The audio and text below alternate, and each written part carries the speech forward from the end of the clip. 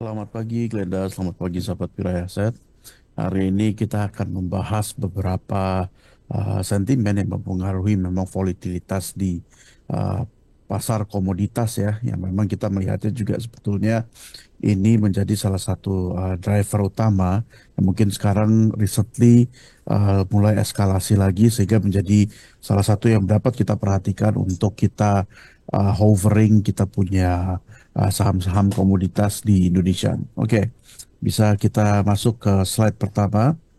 Jadi memang kita coba buat indeks pergerakan ya dari mulai bulan Januari 2023. Ini kita melihat sebetulnya komoditas ini memang volatilitasnya itu meningkat di tahun 2023 sampai dengan 2024 sekarang. Jadi kalau sahabat Aset melihat di sini ya, jadi pergerakannya itu memang tidak relatif sama antara satu komoditas dan komoditas lainnya. Karena memang sekarang ini kita melihatnya bahwa situasi ekonomi global di dunia yang dipenuhi oleh uncertainties atau ketidakpastian ini menyebabkan beberapa komoditas ini memang pergerakannya tidak sama atau satu banding satu. Memang kalau kita melihat ya dengan adanya kalau misalkan uncertainties yang kita bicarakan itu yang menjadi salah satu uh, proksi utamanya dari uncertainties ini adalah gold, yaitu memang yang menjadi notabene-nya adalah safe haven.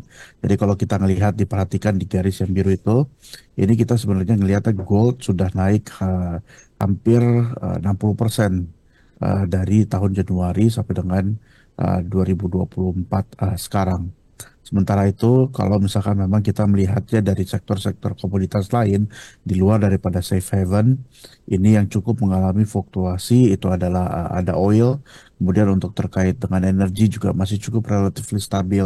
Sedangkan untuk kalau misalkan untuk yang terkait dengan manufacturing, seperti critical minerals terkait dengan nikel, kemudian copper, ini juga mengalami sedikit gonjang-ganjing yang memang juga nanti kita akan bahas berikutnya. Oke, next.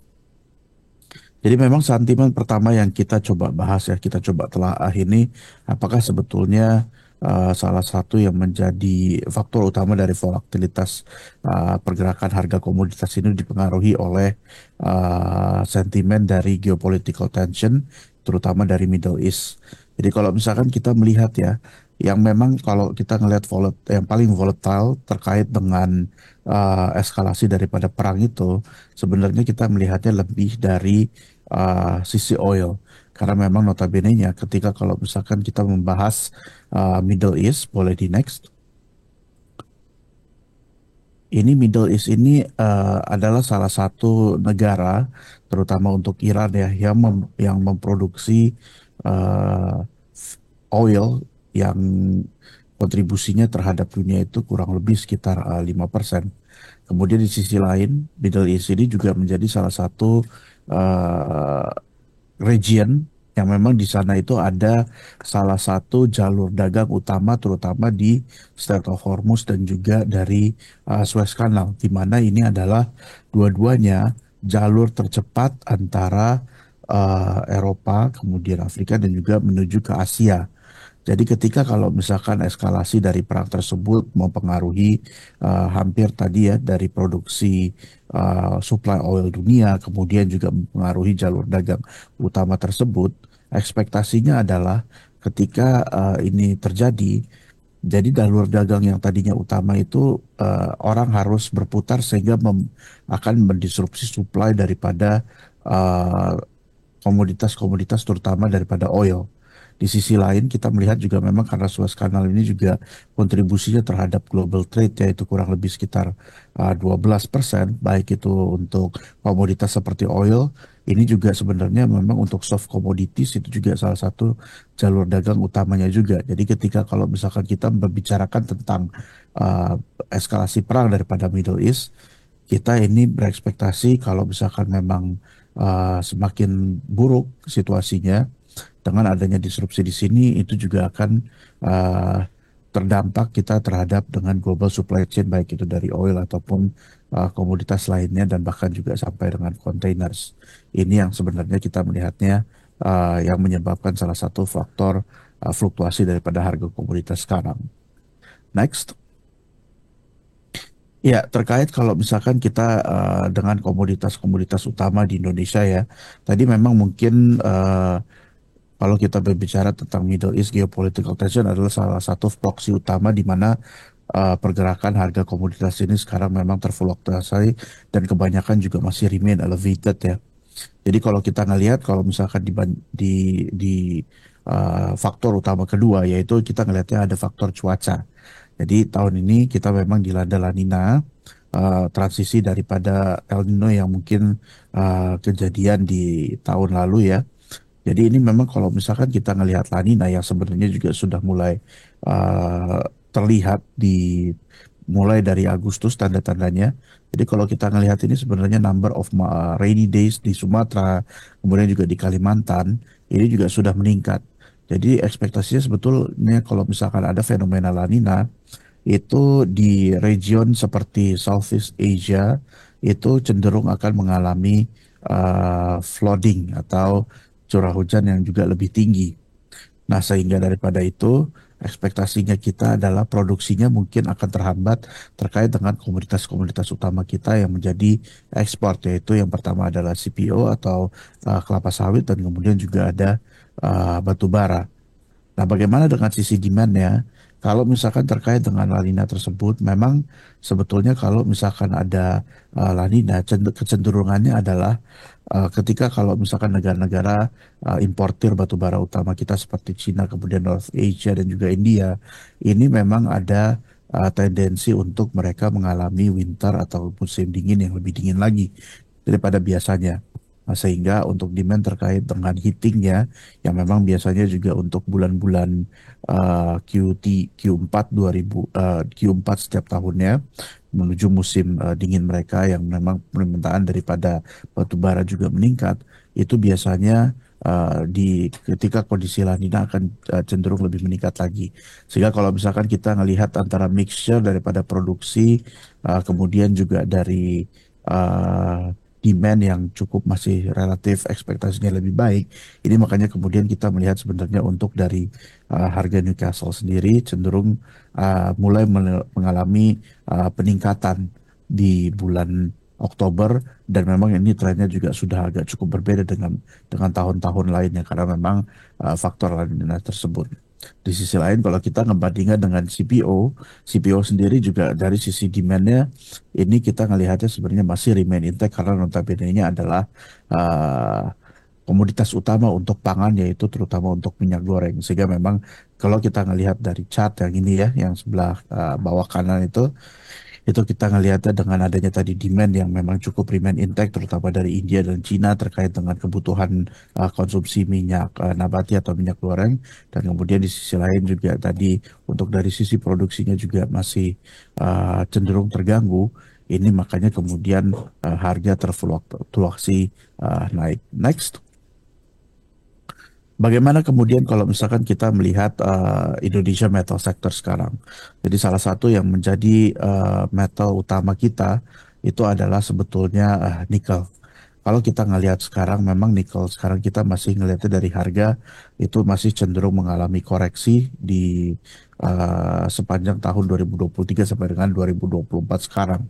Memang 2023 tersebut kita melihatnya memang ada permintaan yang cukup signifikan. Namun setelah 2023 tersebut, memang penurunan ini juga didorong oleh uh, global refined nickel yang supply juga memang sudah meningkat cukup tajam.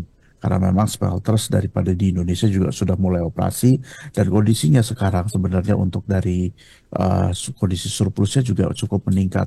Makanya kemudian untuk nikel ini dari sisi supply dengan oversupply dan kemudian di sisi lain dari sisi demandnya bahwa Cina juga masih kita coba measure terkait dengan stimulusnya apakah dapat berdampak secara signifikan terkait dengan ekonominya dan di sisi lain juga sekarang Cina masih mengalami tarif dan juga ban dari apa namanya US dan juga EU yang memang juga menaikkan tarifnya mereka sehingga memang kita masih melihatnya trickle down ke sektor nikel kita juga mungkin masih relatif terbatas. Namun kemudian kita melihat di bulan cenderung di bulan 10 ya karena memang tadi eskalasi Middle East tension itu kita melihat sebenarnya di bulan 10 harga nikel kembali merangkak ke atas. Nah, di sisi lain dengan komoditas utama kita juga seperti emas ya, karena memang tadi yang kita udah sampaikan bahwa emas ini adalah salah satu safe haven kita, safe haven untuk dipersif daripada investors. Jadi dengan banyaknya uncertainties tadi yang udah kita sampaikan, sebenarnya ini akan terus meningkat dan juga kita proyeksikan untuk terus cenderung rally ya ke atas sampai nanti ada kepastian lebih lanjut terkait dengan kondisi ekonomi global dan juga geopolitik global sekarang. Next.